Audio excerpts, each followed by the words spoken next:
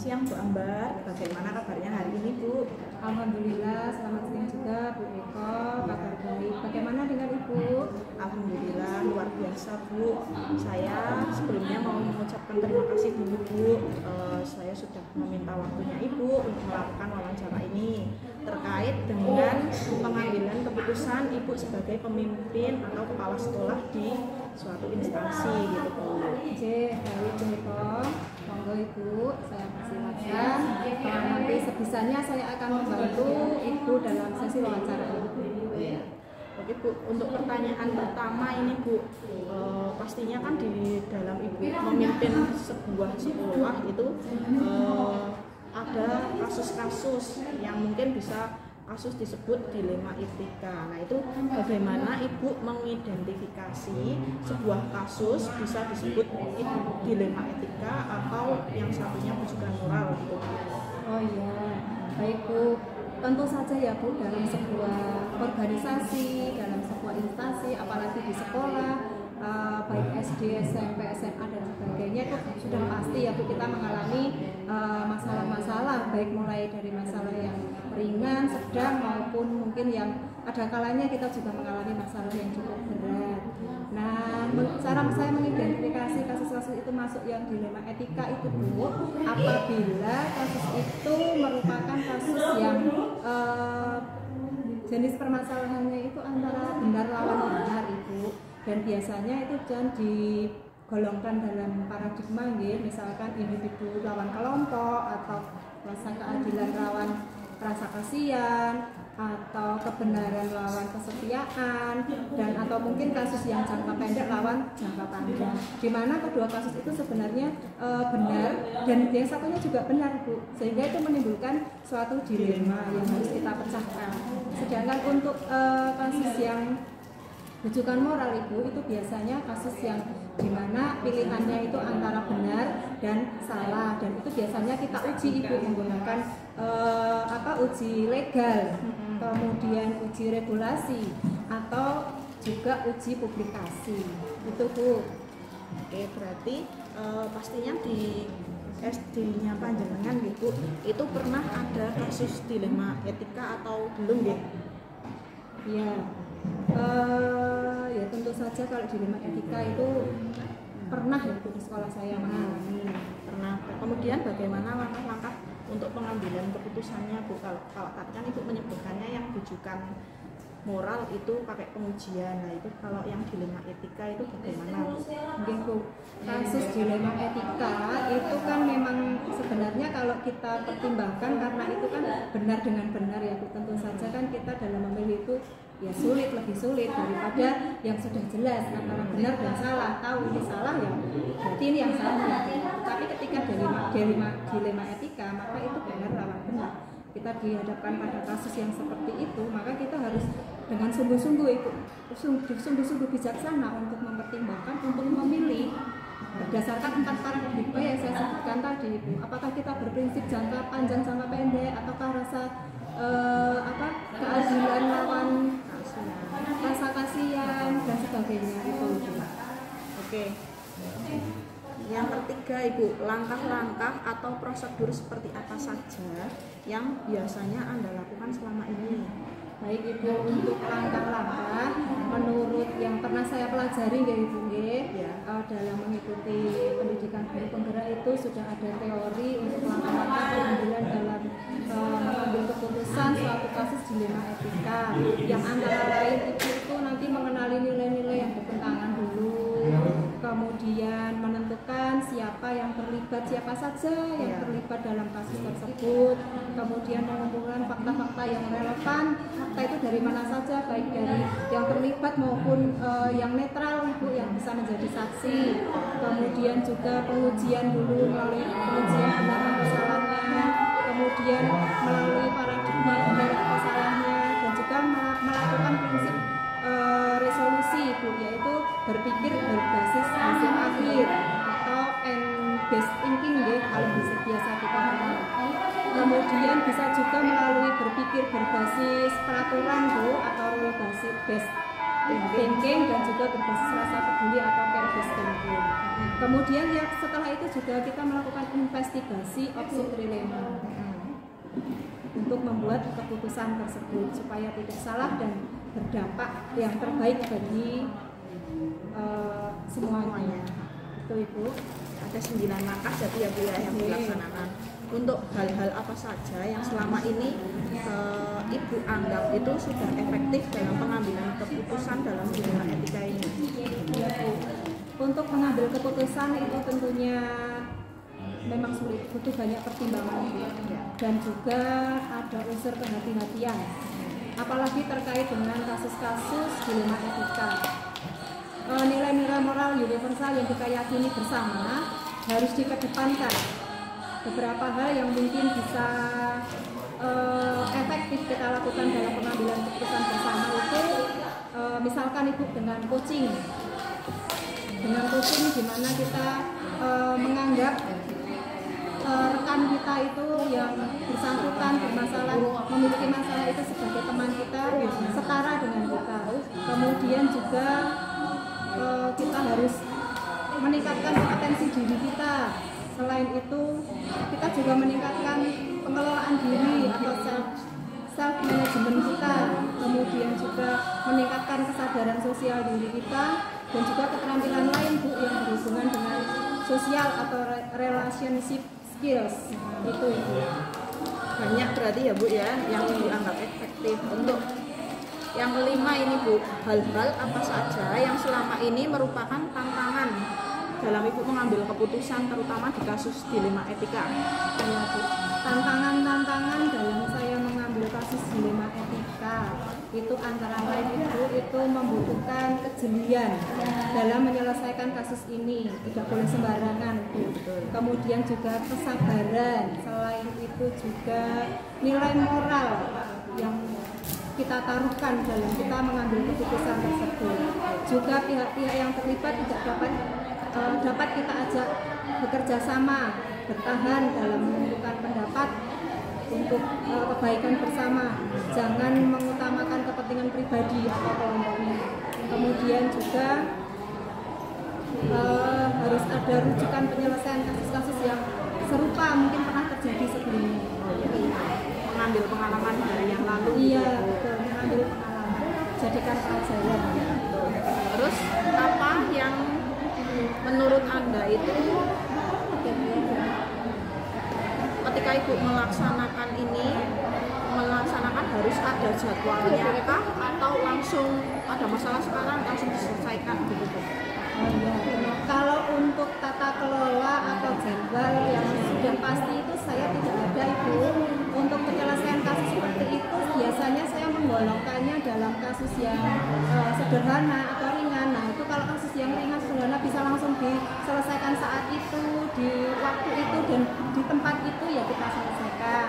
Kalau manakala kasus itu tergolong yang sedang, kita butuh waktu 1 atau 2 hari mungkin melibatkan pihak luar sekolah, misalkan pihak kedinasan kesehatan dan sebagainya, ya kita memang butuh waktu 1, 2 atau 2 hari atau 3 hari. Sedangkan ada juga kasus yang mungkin lumayan berat yang membutuhkan atau keterlibatan dari pihak yang berwajib keamanan, maka kita juga melakukan itu membutuhkan waktu yang lebih lama. Jadi tidak ada waktu khusus yang terjadwal, tidak ada. Jadi tetap kita penyelesaiannya kita lihat dari Kasus. Tingkatan kasusnya.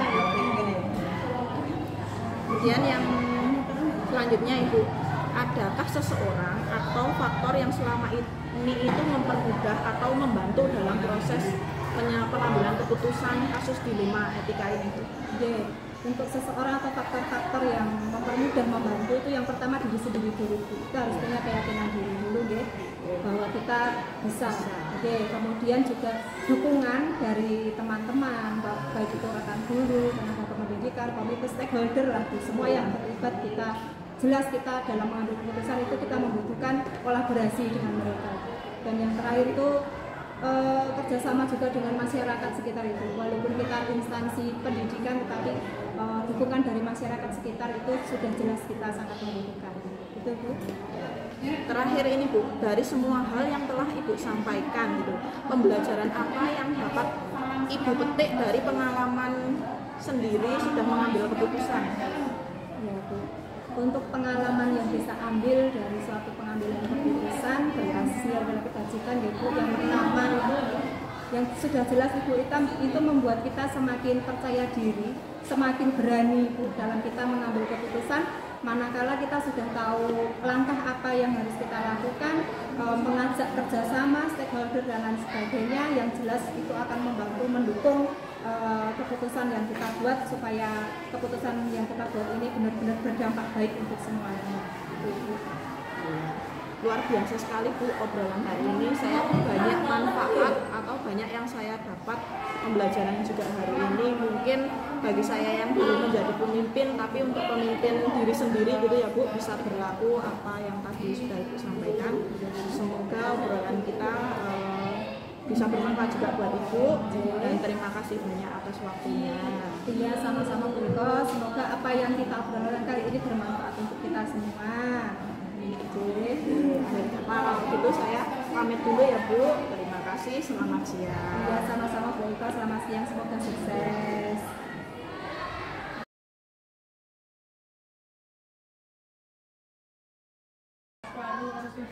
Assalamualaikum warahmatullahi wabarakatuh, Bu Asih. Waalaikumsalam, silahkan duduk. Apa yang bisa saya bantu Bu Fitri?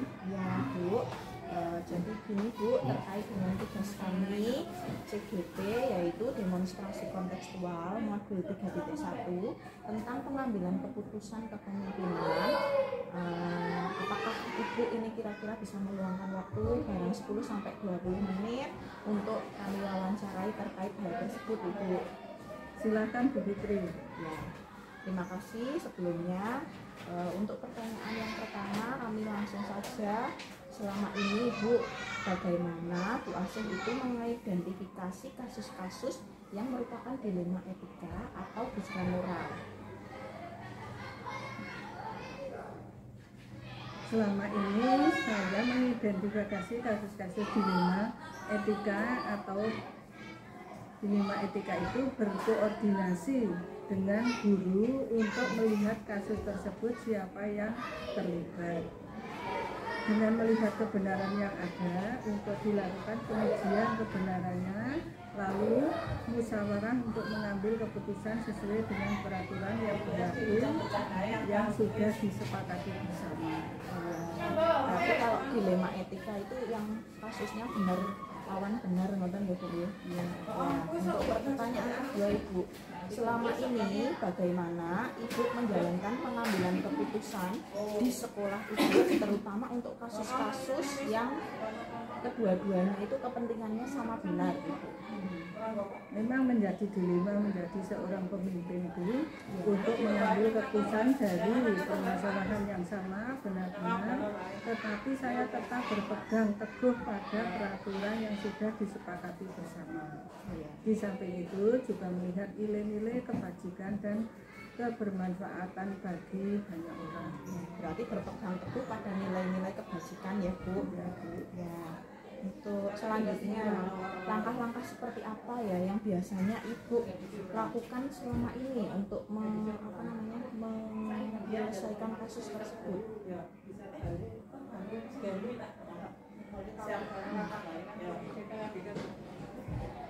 Sebelum mengambil keputusan